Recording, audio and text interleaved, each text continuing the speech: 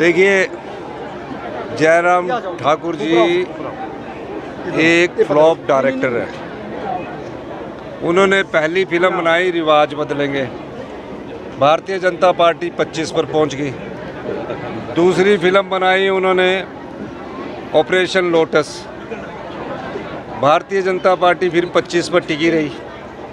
तीसरी फिल्म बनाई उन्होंने कंगना मंडी के अंगना, अब उसकी शूटिंग की डेट उन्होंने फिक्स की हुई है। बेचारी हर जगह जा रहे हैं और हमारे को बोल रहे हैं कि फ़िल्म फिर 15 महीने में हमारी फिल्म ब्लॉकबस्टर हुई है।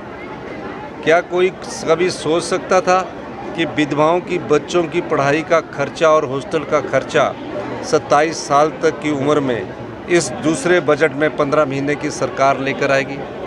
क्या कभी कोई सोच सकता था जिन बच्चों की माता नहीं है, पिता नहीं है, उन बच्चों की पालन पोषण का खर्चा कानून के द्वारा 27 साल तक सरकार लेके आ रहेगी?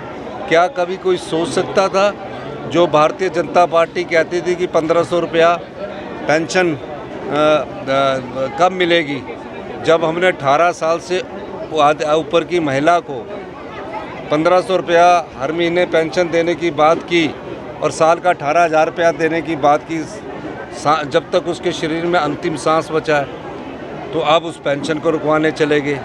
क्या कोई कभी सोच सकता था कि 70 साल से ऊपर के बुजुर्गों को 25 लाख रुपए तक का मुफ्त इलाज की सुविधा हिमाचल प्रदेश की 15 महीने की सरकार देगी? क्या कभी कोई सोच सकता था वही अधिकारी थे कि ओल्ड पेंशन स्कीम से 9,000 जो हमारे रिटायर्ड कर्मचारी उनको फ़ायदा हो रहा है, जिनको 2700 रुपये से 30,000 रुपये मिलती थी? ये जनता तय करेगी 1 जून को।